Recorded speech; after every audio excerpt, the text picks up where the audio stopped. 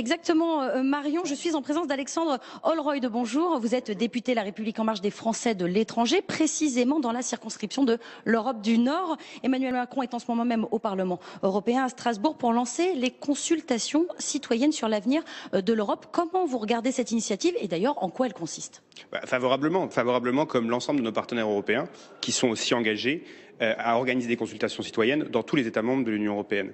Et je pense que c'est essentiel de renouer ce dialogue avec nos concitoyens qui sont convaincus par l'Union européenne, mais aussi nos concitoyens qui ont des doutes, parce que c'est notre responsabilité justement de montrer en quoi l'Europe peut les protéger concrètement. Donc il y a un cap, il y a une vision, mais il y a aussi une volonté de prouver, de montrer, de démontrer que dans le quotidien des citoyens européens, l'Europe les protège. Et c'est à ça que le président s'attellera, j'imagine.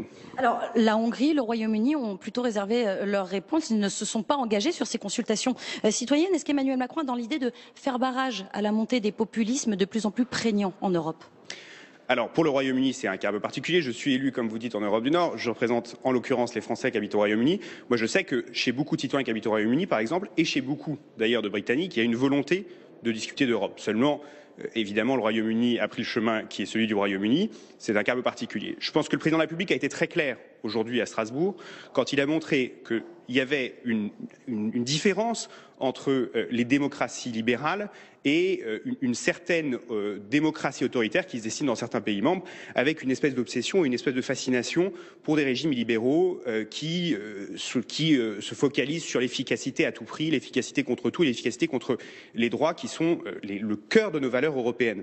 Donc absolument, le président de la République défendra celle d'Europe qui est le reflet de nos valeurs, qui est le reflet de valeurs libérales, qui est le reflet de valeurs de représentativité de la population française et de droits fondamentaux. Merci beaucoup, monsieur le député.